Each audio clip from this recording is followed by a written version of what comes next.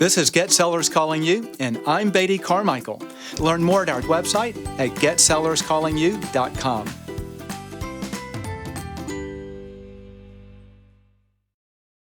Well, hello, everyone. Welcome back to this next session of Get Sellers Calling You. I'm joined again with Beatty Carmichael. Beatty is the CEO of Master Grabber, the creator of Agent Dominator, one of the top marketing experts in the real estate field. Super excited that you all have joined us again today for this Zoom meeting, and we're excited that we get to share a little bit of our world with you. So, Beatty, how's it going? You know, things are very exciting over here today, and still in the, I guess you call it shelter in place. I'm not sure if that's new or the same for me since I've been sheltering in place for over 12 years now. Yeah, I think there's a lot of people showing off their office spaces and their bedrooms and their kitchens and Oh, everything. yes. So this is part of my office. Love it. Love it. Also, just an FYI for those who are listening in on our podcast, these next couple of sessions, we're doing them on a Zoom because I'll be showing you some very specific things, and we're actually going to get into that on today's call. So everything should be great by audio, but if you want to see the visuals, then make sure you come to getsellerscallingyou.com, and you can actually watch the Zoom video there. Yes, awesome. I agree. Okay, so Penny, what are we going to do today? What do you have for us today? Oh my gosh. What's your teaching topic? My teaching topic is to sit back and let Beatty do the talking. Oh, I get it. Okay, so I get to do all the work. Yes. Okay, well, fair enough. Okay, so what we've been talking about is geofarming mastery is our topic. And this is for those who are interested in doing geographic farming and want to really master it, knock it out of the park, and do what most agents have never done, which is actually make money in geographic farming. Yes. Then that's what this call is all about, okay? And let me put this in perspective, if I may. In traditional geographic farming, it takes usually 12 to 18 months to get your first listing. And this is why most agents fail, because after 2-3 months, they're mailing postcards, maybe 4 months, they're not getting any results. So they go, well, gosh, this isn't working. And so they quit. And I want to give you sort of an analogy on this. And not that this has to take 12 to 18 months. I'm going to show you things that really truncate it down to getting results a lot faster. But Penny, have you ever heard it's a wisdom tale, lack of a better word, but it goes like this. You're out in the middle of the desert and you're walking and there's not a tree in sight. You're out of water and you come to this well in the middle of the desert. It's a little hand pump well, okay? And there's a metal bucket sitting upside down and you're dying of thirst. You pick up the bucket and underneath it is a jug, 1 gallon of water. And it's got these instructions. It says, don't drink this water, pour it down the well to prime the pump, and then pump, okay? So what are you going to do? Are you going to drink that water, which you know is for certain, or are you going to pour it all down the well and start pumping and hope that there's actually water in that well? If I've been walking through the desert, I'm pretty sure I'm going to drink the water. Yeah, well, I'm not sure which way. I figure I'm a goner anyway, so I might as well follow the instructions, right? So, so what we want you to do, what the safe thing to do possibly is to take that water and invest it all into the pump. And because what happens is that the pump usually has, especially the old-timey pumps, have a leather stopper, for lack of a better word. It's kind of a ring that creates the suction. But when it dries out, it shrinks. And so the idea is you have to pour water on it, and it causes it to expand and make a seal. So you pour it down, and you start pumping. And you pump, and you pump, and you pump. And there's no water. So you pump, and you pump, and you pump. And there's still no water. Here's what happens with most agents. They pump that geographic farm over and over again. And then they say there's nothing coming, so they quit. What they don't realize is when you have a well, you have to pump the water up the pipe, and it's rising as you're pumping. But what happens is if you stop pumping before it comes out, you give up, all the water goes right back down. Okay, so in geographic farming, you got to keep pumping, pumping, and pumping. And what happens is you start pumping, and then you pump and it gushes out. You pump and it gushes out. And every time you pump, it's gushing out. So you have to get that water all the way up to the top, and then it starts to gush out. Is that making sense? Yeah, it does. Yeah. So this is how geographic farming is. That pumping is the pushing of contact, touches, postcards, other things that you do into the farm to then start to move the homeowner's mindset to remember you first. Okay, that's the water column that's going up the pipe, is that homeowner's mindset. Once you get that mindset to that point that they really now, they trust you, they recognize you, they remember you, then it starts to gushing out. Do you remember on our last session, I asked you to name toothpaste brands? Yes, I do. Okay, and you named 3 brands, right? I was so confident I was going to get like 10 and I got 3. You got 3, exactly. So this is what happens, okay? The consumer mindset can only remember 2 to 3 brands.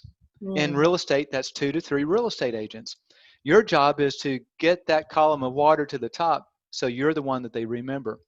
And so that's kind of the analogy of why most agents fail in geographic farming, is they just stop too soon.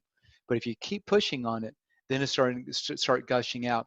And what's also great with geographic farming is there's almost no competition, because most agents stop too soon, which means they get nowhere. So whoever's willing to follow through and carry it through to the end is the one who's going to make a ton of money. Making sense so far? Yeah, yeah. Okay, so with that, what I want to do is I want to bring us back into a real quick review of what we talked about last time, and then bring us up to where we are today and what we're going to discuss. So let me get my screen share going so you can see Awesome. my stuff. And I think this now has us. You can see my screen, is that correct? I can, yes. Yep. Okay, perfect. So this is Geographic Farming Mastery, learning to dominate that farm. And what we talked about last time was starting with marketing for listings, okay? And this whole idea is we started to talk about the Schlitz story. Schlitz beer in the 1900s, hired this guy named Claude Hopkins. He went through the factory, the brewery, and understood every single thing that they did and was amazed because of the level of diligence they did to make sure their beer was completely pure. Do you remember that? Yes, I do. Great. Yep. So do you remember what exactly they did to make their beer pure? I don't. I remember it was a lot of steps. Yeah, no, I'm just teasing. I didn't expect you to remember. So, Good. so they started with a yeast cell that they took 1,000 and 1,800 experiments to get it just perfect. They have several 4,000-foot wells that they dug to get purest water. They would filter everything through white oak filters that were the purest, most expensive filters you could get to make sure all the stuff got filtered out of the beer as it was being made. They would then condense the beer, because it kind of evaporates, and they condense it in a room that's using plate glass windows so that there's no impurities that come in from the outside air, and all the air on the inside is completely filtered to keep it pure. Then they store it in casks made out of a very special, very expensive wood that they age for a period of time before they even put beer in it. And so all these intricate steps, and Claude says, my gosh, this is amazing. Why don't you tell the public about this? And do you remember the Schlitz guys' comment? I don't. They said, well, Claude, this is how all beer is made. We don't do anything different. You remember that? Right, yes. Okay, so then what Claude said, and this is where most real estate agents miss it. They think that all these things that they do that perform their craft okay, for making sales. They think that because it's what everyone does, that they don't do anything special. But what Claude realized is that the public did not know that. So Mm. he starts writing marketing copy detailing what they did, all these different steps, and started to quantify what it means to have pure beer. And the end result was within 1 year, they went from number 8 in the Mm. nation to number 1. Just an Wow. amazing feat. Okay. And so Yeah. this brings us into this concept we talked about in real estate. We call it outside perception versus inside reality, that the outside perception of the homeowners is that they believe that all agents are the same and that Mm. all you do is stick a sign in the yard, list your home in the MLS, and wait for someone else to bring a buyer. That's And as right. long as they believe that to be true, they have no reason to choose you specifically over anyone else. But once you shift their understanding of who you are to who you really are, all the steps that you do, even though it may be the same steps that other agents take, they don't know it. So when you start to educate them on all the things that you do to make sure that your homes sell faster and for the most money and with the least amount of effort, which is what they want, okay, Mm-hmm. then they're more likely to choose you, okay? And then that brought us into this section, and this is where we kind of left off. The question is, how do you make your inside reality become their outside perception? And what we have found over time is there is a formula, and it's all about educating them, but the formula has to do with what we call the 3 S's. It's showing off your sales, explaining the secrets behind your successes, and then sharing a unique selling proposition, a USP, that you do that they can remember about, okay? Yeah. So last time we talked about showing off sales and mentioned that the easiest way to show off your sales is simply sending a just sold postcard, right? Mm-hmm. Yeah. And and the way that we learned this, so when we started working exclusively with real estate agents, this was, back in 2012. Wow. When every time we would, because we started in geographic farming, and we had some outrageous success. You know, where I was sharing you earlier that the typical agent takes 12 to 18 months to get their very first listing in geographic farming. Mm-hmm. We had so many of our clients getting their first listing in their first month, Wow. multiple listings within 2 months, earning $75,000 to $100,000 in their first 12 months. We actually, I hate to say it, we stopped taking testimonials because it's like, well, here's another one. Okay, so what? Big deal, you know. Another 2 listings in 3 months, not a big deal anymore. Okay, Yeah. but Wow. for traditional uh, farming, it really was a big deal. But as we were signing up customers on our service, we would always ask them, have you ever done geographic farming before? Those who said yes, we'd always ask them, were you successful? Did it make money? And Hmm. those who said yes, which was a lot smaller percentage than those who said no, okay, Mm-hmm. we would then ask them, well, what did you do? And would you like to guess, or do you remember what 100% of every real estate agent who had done geographic farming and made money, what they were doing? Their answer was the same. I feel like it was something to do with making them stand out from everyone else. Yeah. And the simple thing that they did to make them stand out was they sent just sold postcards. Uh, That was the number one answer. In fact, that was the only answer. If they wow. had done geographic farming in the past and made money, they were sending just sold postcards all the time. Wow. And do you know why that was so important? I don't remember. Did we talk about that part? Did Well, I we don't get think that? we did. We didn't I talk don't about think we that. got that far. So now I'm just sort of picking your brain to see if you can connect the dots. Because here's what I want is I want our listeners to be asking themselves the same question. Why in the world would sending out just sold postcards be the one thing that Hmm. everyone who made money in geographic farming did that made money? My first thought would just be the fact that you're a constant reminder to the list of people that you're mailing to. So they're constantly seeing your postcard, your face, your name, your branding, all of that. So it's like forefront in the mind all the time. Yep. That would be That's my very first thought. good. So, and let's add one more element, because being forefront, always in front of them, is really, really important. But there's one other thing.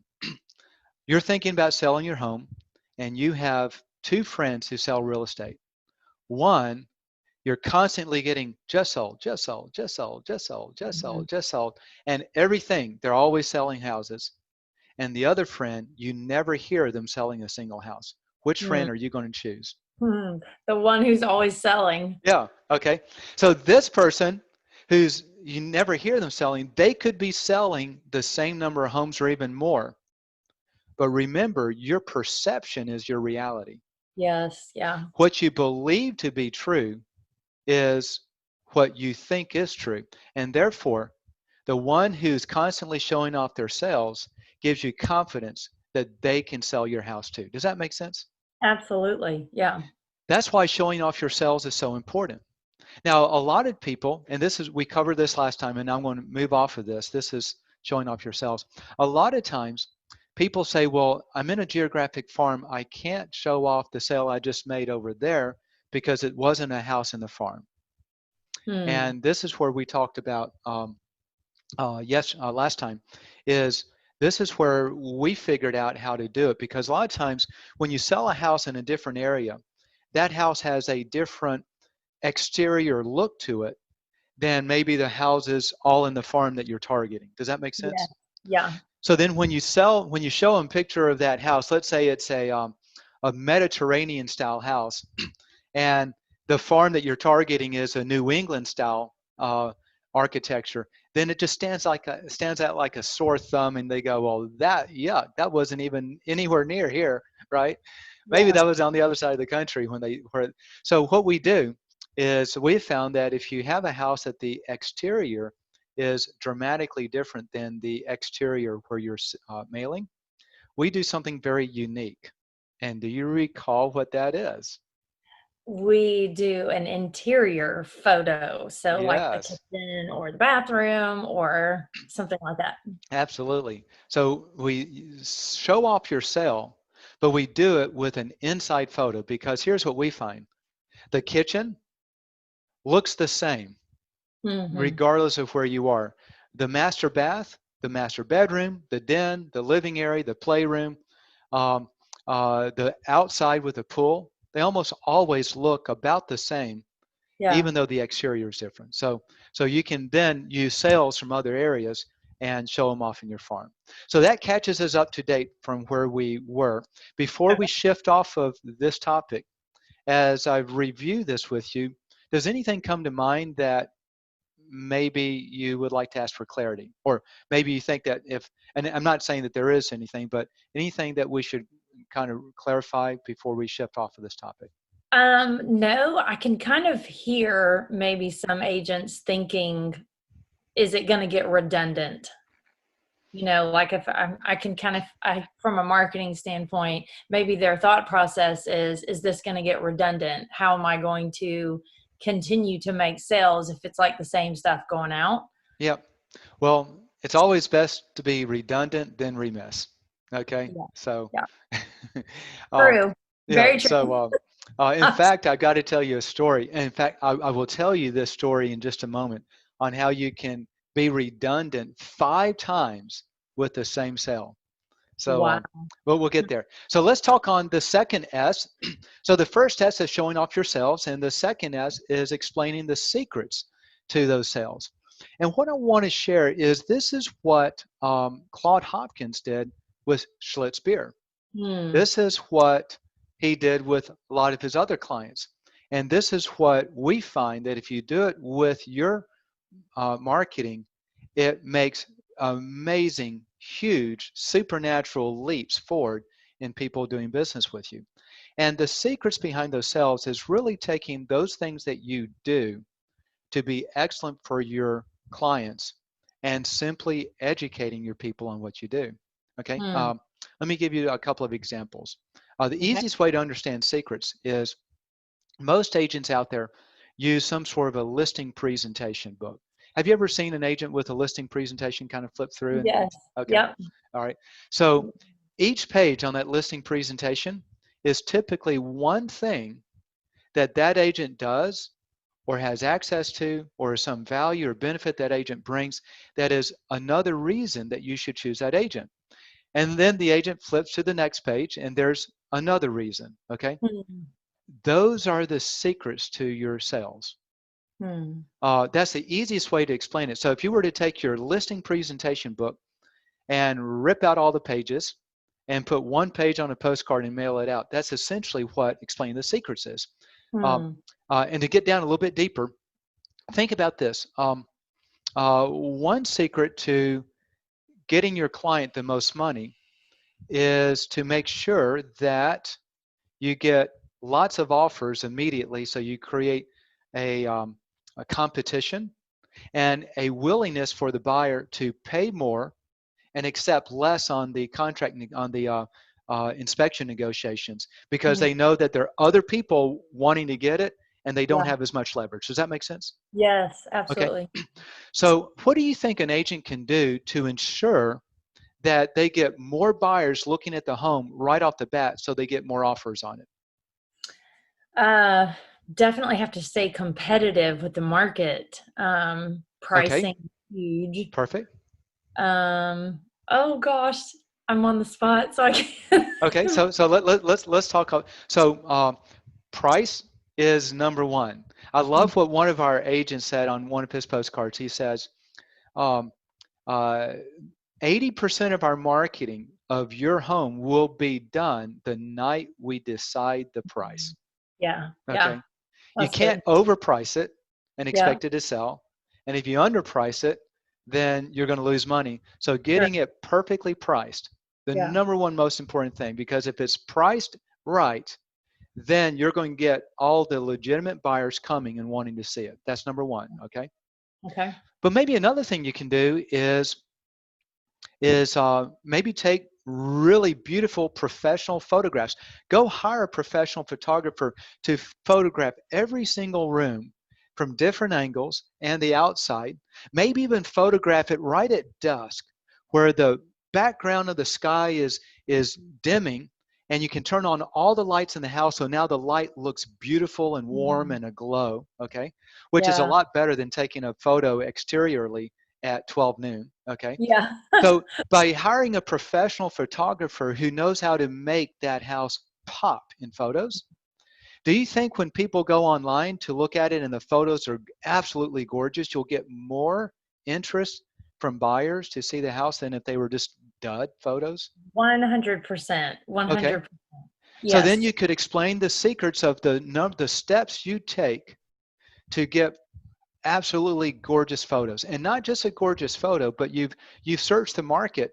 You've interviewed 15 different professional photographers for real estate. You looked at their stuff and you found the one that is most successful, that their houses that they take photos on always sell faster and for the most money, and you pay whatever cost it takes to get him, because your most important goal is to sell your client's home faster and for more money. Is that impressive?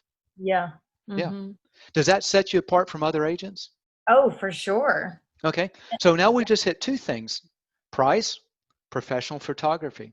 How about number three? I don't just list, maybe 12 photos online to sell the house. I Hmm. put 45 to 50 photos, because here's what I find. When someone's searching, their first spot is online. They Yes. want to Yeah. see everything about the house. And if I can continue to show them more photos that continue to whet their appetite, I'm going to get more bites at the apple, more interested buyers coming to see the house. If I can wow them, and if it takes 45 photos to wow them, I'm going to get more interest than simply showing them 12 photos and hope that they get the rest of the picture. Hmm.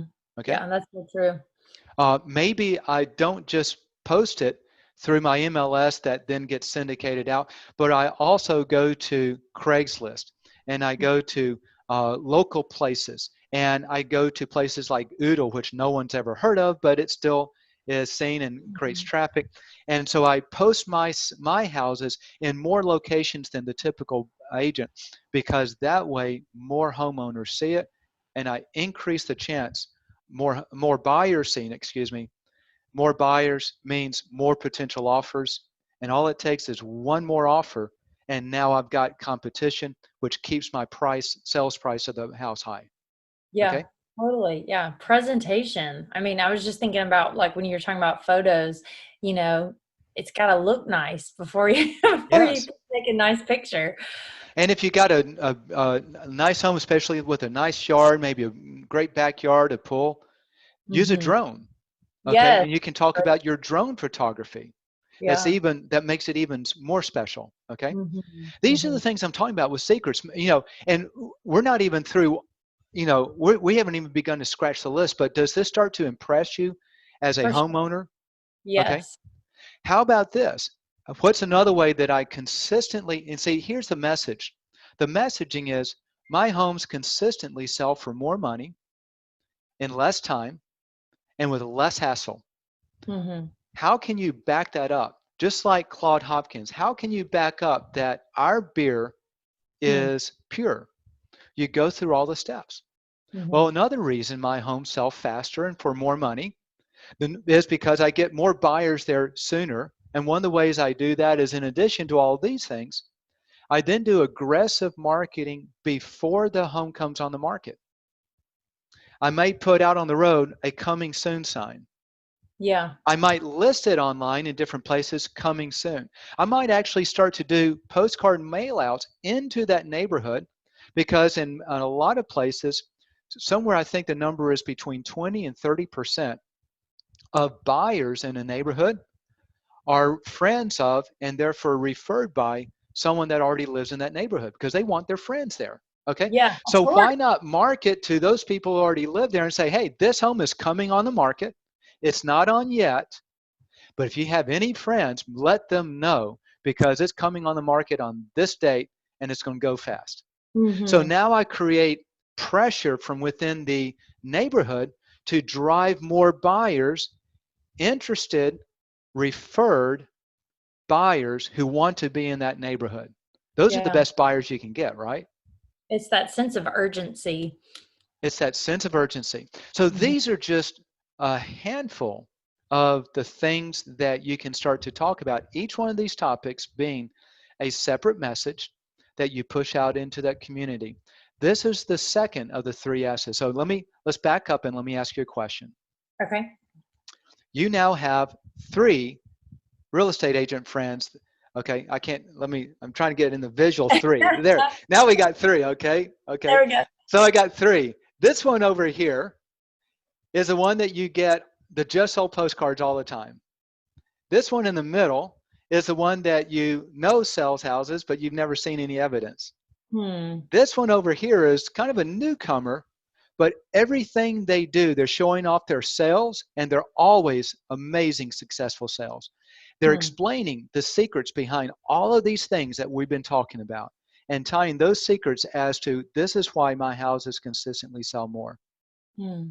Now, which of those three agents are you more likely to choose? The one that you just see that's just solds, the one that you see nothing, or the one that you see the solds with the explanation? Absolutely. With the explanation. Yeah. Yeah.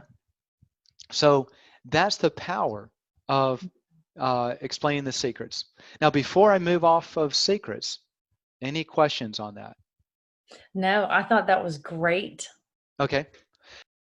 You're listening to the Get Sellers Calling You podcast. To increase sales from past clients and sphere of influence or from a geographic farm, learn about Agent Dominator. We guarantee your sales in writing or give your money back.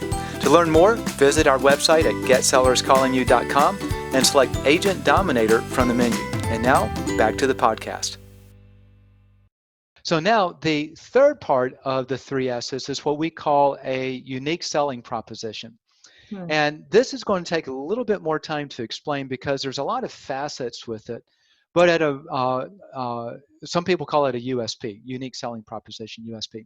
And so you may have heard the term, you may not have. But here's basically what it is.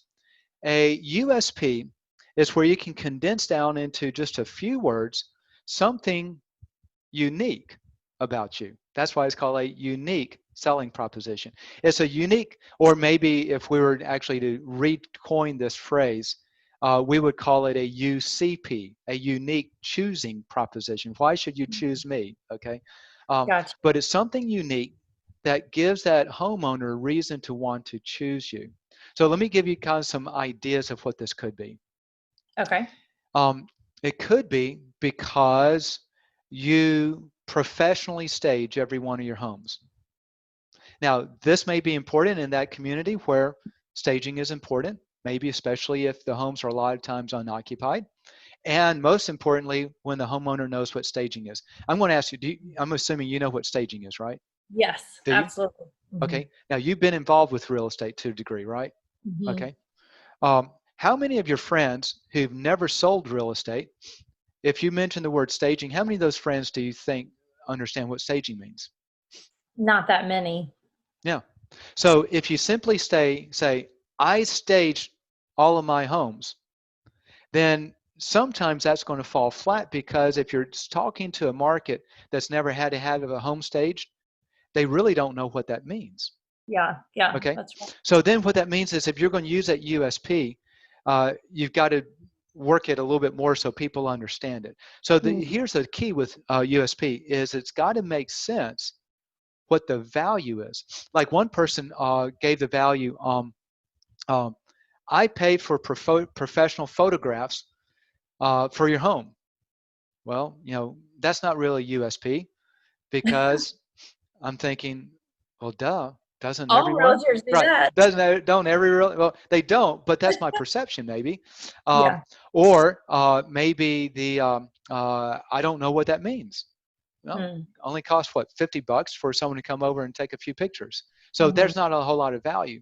Now, you know, if you're in a high-end market, you might say, I paid $2,500 for the top professional photographer to photograph your home, so it Mm. sells for the most money. Well, now that's a little bit more impressive, okay? Sure. Yeah. Another type of USP a lot of people have probably heard of, and many reject, but for those who do it, they make a lot of money with it, is I guarantee to sell your home in blank days, or I pay you blank, right? Hmm. Hmm. Or like your home sold in 27 days, or I pay you $1,000.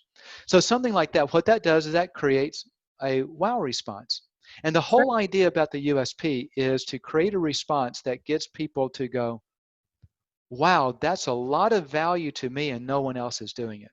Let me tell Hmm. you one of my favorite ones. So we have a client that makes a lot of money selling real estate. Personal production, when I met him, 120 transactions a year Wow. personally Mm. on 35 hours a week of work. Wow. And he never worked Friday, Saturday, or Sunday. Mm. And it was all about marketing. Okay. And he had a great USP. So he's tested a number of USPs. And the ones that he's finding out, so now he does about 68 transactions a year and makes a lot more money because he's increased his sales price that he sells. But here's what he found works even better. He says, I'll pay for handyman and painters to prepare your home before Mm. you put it on the market, so it sells for the most money. Now, have you ever sold a home before, Penny? We have sold multiple Okay. homes. Before you sell it, do you go around and look and see what needs to be fixed up and painted? Yes, and Okay. it's always heartbreaking. Yes, it is, isn't it? Okay. So give me an idea. When you look around and you start tabbing up the cost, you're going to hire a painter, hire a handyman, hire people to do this work. What type of typical cost does it take to prepare those homes? Oh, I mean, if you're talking complete paint and that kind of stuff, $2,000 at least. At least, okay. Yeah. Yeah. I was talking to an agent. He said, I said, how much does it cost to get a home ready to go on the market there? He said, oh, at least $6,000. I mean, Yeah. just to paint and do some, repairs. I know when we put our home on the market just a few years back, um, we put $14,000 in it. Yikes. Okay. Woo. Now it needed some updating, and but we just finished beautifully painting the outside. I think that was 4 or 5,000, maybe $6,000. We finished painting some of the inside, and then Yeah. we updated the kitchen. Painted the hardwood cabinets to a beautiful white, and we did a number of things. Put in new flooring. Okay, Yeah. so the bottom line is it can be real expensive. So Yes. now imagine that you get the postcard from my client that says, I pay for handymen and painters to prepare your home at no cost to you. Hmm. How much value do you think that Oh my God. represents?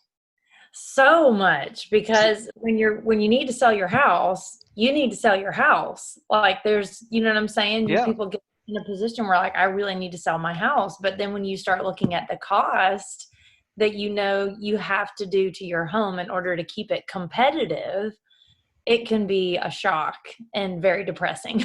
it can be a huge shock and really depressing. Yes, Go borrow money I to know. sell it, right? Yep. So I say that to say this. Um, it's such a powerful USP that now if you have those three agents, okay, one Mm-hmm. that's just showing off his sales, one that doesn't show off anything, and the other agent showing off sales, explaining the secrets, and says, I'll pay painters and handymen to prepare your home at no cost to you. Which Mm, one of those are you definitely going to choose? for sure. The Yeah, one that's going to cover my cost. there you go. So there's now we have the perception of a huge value. Do you see Hmm. that? Yeah. That's what a USP. The higher the perception of a bigger direct value, the more impactful that USP is to your client. Yeah. Now, at this point, I know what a lot of the agents out there are thinking. Do you? I can take a pretty reasonable guess. They're probably thinking, I can't afford That's to right. cover that kind of cost. I can't afford that. So let me see where we are in our slides. Okay. I'm going to answer that affording question on our next session, which means you're going to have to come back. Now, actually, I'll go on and answer it here. So keep in mind, perception and reality are not always the same. Mm-hmm. Okay. Yeah. What you perceive to be true may not really be true, but it's true in your mind. Yes. And and so what we do on a USP is we create the perception. We create a USP that's absolutely legitimate, has tremendous value, and we phrase it in a way that creates a lot of curiosity and a lot of what I call hook appeal. We want to hook them in the mouth and Yeah. reel them in. Okay, but we don't give away all of the details because what we Mm, find is the details is why people will end up contacting you. So what we do with this and what we find is a good solution is that you have price points. Like my friend who tested and worked this out and found that it's more effective than any other USP he's done in 40 years of selling real estate. wow. Um, what he does is if the home price is less than 350, he'll pay up to $500. If it's more than 350, he'll pay up to $1,000. Hmm. So now here's what happens. I look at my home and I go, wow, it's going to take $6,000 to fix this thing up. I'm going to call my friend Stuart and say, Stuart, um, you're going to pay $6,000? And Stuart goes, no, not 6,000. I can't afford to do that. But what I will do is let me look up your home. Yeah, I'll pay $500 toward those repairs. Hmm. And you see, now what's happened is Stuart now is on the phone with a homeowner thinking about selling. That is Hmm. Stuart's listing to lose. Yeah, Okay. that's right. Now, I'm not trying to really pitch this USP, but I am just trying to explain the tremendous value Sure. of it Yeah. is it gets that person to respond. Now, Mm, with that, so we're all focused on, if you think about the topic of where we're coming down right now, we're covering three topics in this GeoFarm Mastery course. Um, we're getting through the marketing side of things, okay? And we've talked about how do you present your marketing in a way that people want to buy you, want to choose you. And it basically comes down to this three S's. But there's something else in marketing that you can do, and you can start to take some of this content and use it in a direct response format and actually start to identify sellers before they come on the market. And this mm, is really cool. So let me walk you through this. okay. So what you do to identify sellers is sellers have certain information that they want to know. In marketing, there's this concept, Penny, known as the educational spectrum. Let me see if I can make sense of it for you. Have you ever bought a new car before or a new used one? Yes, we have. Okay. When it came time to buy a car, your old car starts to have problems, and you're thinking, I need to get a new one. Okay. Mm. At that moment, did you simply just go straight down to the car dealership, just kind of close your eyes and say, I'll take that one, whatever one it is? No, Or did you research it? a lot of research. A lot of research. Tell me what you did to research it. We started out online just looking at different body styles. And once we narrowed down the body style, we kind of determined price and mileage. And as far as our max mileage that we wanted on a vehicle, we looked at gas mileage per gallon, things like that. Okay. Okay. And then you started with so you're on the educational spectrum. You start right here. Okay. Mm-hmm. You come onto the educational spectrum, you're about a 1. I need to buy a car. You Yeah. start to research, and as you go through that research, you're narrowing down your decision making. You keep narrowing it down to the make and model and the price and what that year that's going to be. And then Mm-hmm. you start to look for it. And then what happens when you get over to about number 10 on that scale of 1 to 10? You pick out a car. That's right. You go pick it out and buy it, right? Okay. Yeah. So what happens when people sell a house is they start over here, say, I think I want to sell my house. They Mm. start looking around, they start preparing the house, asking questions what they need to be doing. They do all of this stuff, and have they contacted a real estate agent yet, typically? No. No. So they keep going, they get the house fixed up, they're ready to put the house on the market, ready to make it happen. Now what happens at this point? Now they're going to call an agent. That's when they call a real estate agent at the very last moment. Yeah. What would it be worth to you if you could identify that seller somewhere back here while they're still in the planning phase? Hmm. If you knew who they were, who were planning to sell before any other real estate agent knew about it, could you get more listings? Wow. A lot more. Could you make more money? Yes. Would your life be a lot easier? Yes. Okay, so now keep in mind that the number one thing in real estate, if you go back to Millionaire Real Estate Agent book, and Gary says that in real estate, there are 3 things you have to remember about real estate. Number one is, do you remember this? We talked about it months ago. Oh gosh. I don't. Sell? Lead generation. Oh, lead generation. And do you remember number 2? Lead generation. And do you remember number 3? Lead generation. So if you're not generating leads, you're out of business, right? Yes. Yeah. What's the best lead to generate? The one that you're in competition with 3 other agents trying to get that listing, or the one that you know is coming on the market long before anyone else knows, so you can win the relationship first? Yeah. The one no one knows about yet, for Yeah. sure. Yeah. So here's how to do it, okay? This is all has to do with that educational spectrum. If you know that they're going to be educating themselves before they make a decision, then all you have to do is figure out what are those questions that they're going to be asking. What are the pieces of information they want to know, and then you can supply that information. Okay? Mm. So what we do with direct response, and this is what you can do on your own, or you can hire us. Mhm. I remember what a friend of mine says: if you think hiring a professional is expensive, try hiring an amateur. Okay. That's right. By the way, we're professionals. We're not that expensive when it comes to net cost of making a sale. That's right. But what we do is we start to say, what are the things that homeowners want to know? And I don't know if you know this, Penny. So we did 21 split A/B marketing tests where we compared 2 different things back and forth, 21 different tests to identify what type of marketing drives the most sales, the most of these leads, and trying to identify sellers. But in addition to that, we have tested and marketed probably 37 different messages and variations, looking for the right words, the right phrases, the right offers that Mm. gets the seller, that person who's thinking about selling, to want Mhm. to respond. Because if you want to generate leads, if you want to identify sellers before they come on the market, if you want to get them in that educational spectrum where they will respond to you, you have to know what is it that they really want to know. Does that make sense? Yes, for If you sure. offer something they have very little interest in, you're not going to get many prospects responding.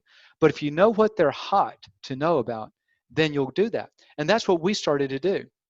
So Mm. what you do in direct response is you offer information that a seller wants to know. You offer it, you don't give it. You simply push Mm. out the carrot and says, hey, if you're thinking about selling, here's something you might be interested in. And Mhm. then you use stealth technology to identify those people who respond. Mm. Okay. Yeah. Is that kind of making sense? Yes, it does, for sure. Okay. So, and let me see if this makes sense a little bit further. So we did some studies years back. And what we started to look at is if someone goes, if someone takes a marketing piece and they respond to it, and then they have to enter additional information once they respond, versus they go to a marketing piece and simply respond to that marketing piece and they don't have to enter any information. Did you know that out of every 100 people who will respond, let's say I've got 100 people, I send out a marketing piece, I'm offering information that someone wants to know, and I get 100 people responding.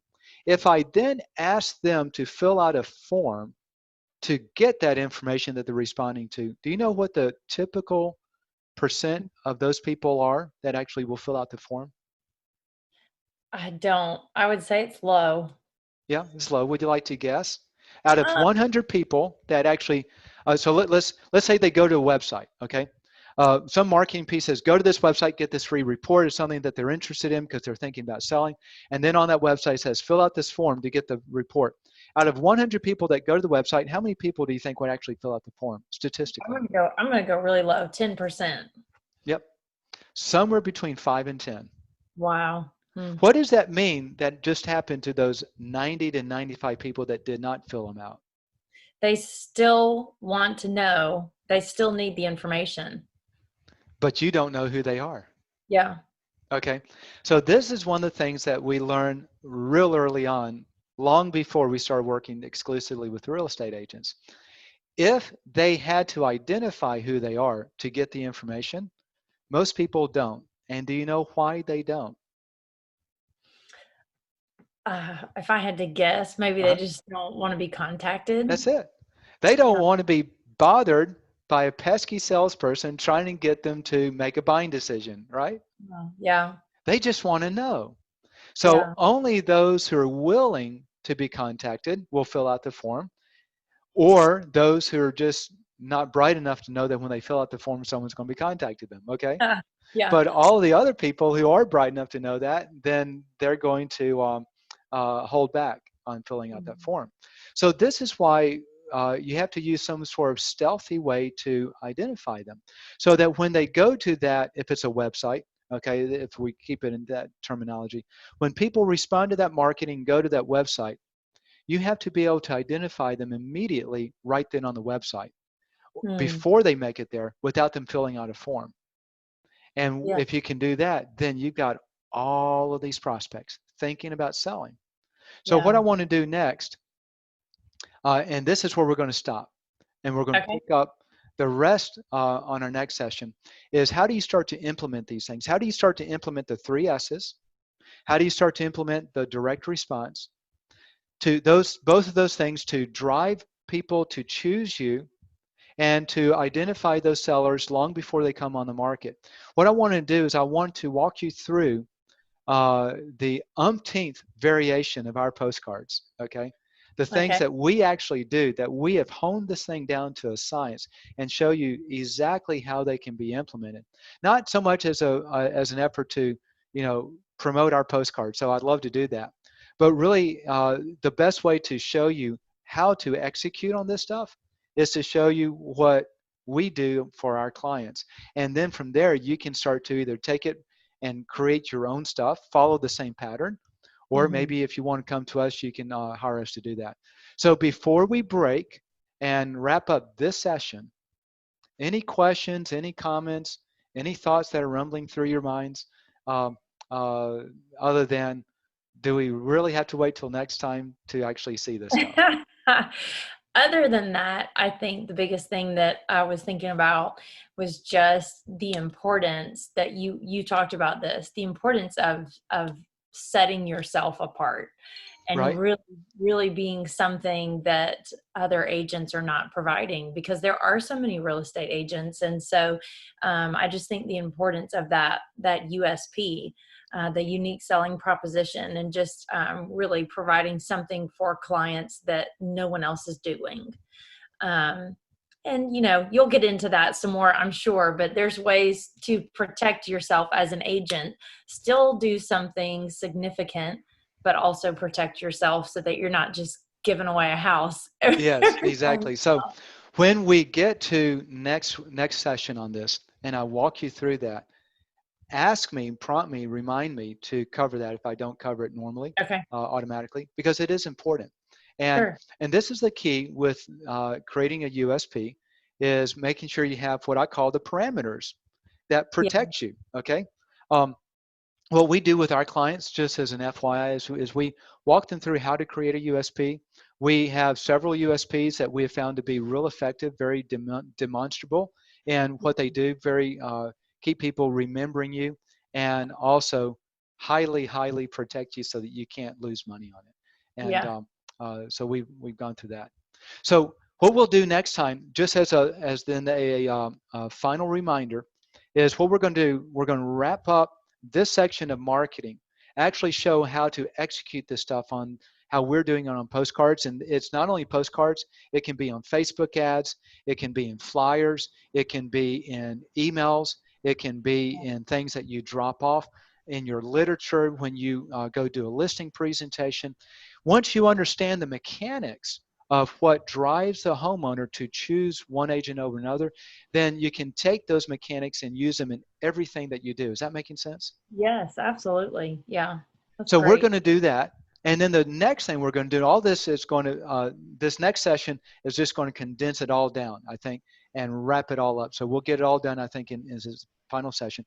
We're also going to talk about how to choose a geographic farm, Mhm. because just like, have you ever picked any stocks before? Have you like invested in stocks? No, researched it a little bit just for fun. Yeah, okay. No. Have you ever heard that some stocks will make a lot of money and some you'll lose a lot of money? Yes. Okay. Well, geographic farming is the same. It's just like a stock. Uh-huh. Some stocks are winners and some are losers. Some farms are winners and some are losers. So Mm. what we did is we developed and perfected a very simple formula that all the information's in your MLS. All you do is pull out a couple pieces of information from your MLS. You plug it into this little formula that I'll teach you guys next time, and you'll know instantly which farm is going to become the most profitable farm for you, so that you don't have to spend any money on the wrong farm. We're then going to talk about what I call our crystal ball analytics. It's another simple formula, but it'll show you not only which farm is going to be most profitable right now, but which one will have the trajectory of becoming the most profitable over the next 5 years. Wow. Because Yeah. if you're going to invest in farming, you're going to be there for a number of years. And Yeah. doesn't it make sense to be in the spot where it's going to make you the most money? Oh, for sure. Yes. So what we're going to cover next time is going to be worth tens of thousands, if not hundreds of thousands of dollars in getting you set in the right trajectory. And then the last thing we're going to do is we're going to talk about another type of farm is called expireds. And a simple way to take these same concepts and focus on expired listings in a way that most people have never done. And that way is going to drive even more business to you. So Wow. all that's for our call next time. Awesome. I'm so excited. I think if people have not been listening to this, they are missing out. This is good information that agents need for sure. And I totally agree with you. We're here to help them along that journey if they choose to partner with us, and would love to make them extremely successful. Thank you so much, Beatty. I think we're out of time for today. This was great information as always.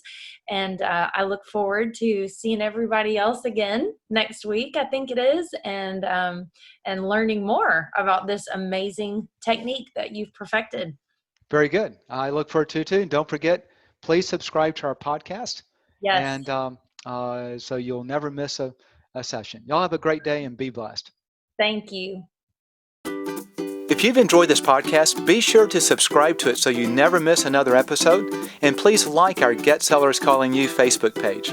Also, if you want to increase sales from past clients and sphere of influence, dominate a geographic farm, or convert home valuation leads, check out our Agent Dominator program. We create custom content that differentiates you from other realtors, then use it to keep you top of mind with your prospects with postcards, targeted Facebook ads, email campaigns, video interviews, and more. And the best part is we guarantee your sales or give all your money back. Learn more at GetSellersCallingYou.com and select Agent Dominator in the menu. Thanks for listening to the Get Sellers Calling You podcast. Have a great day.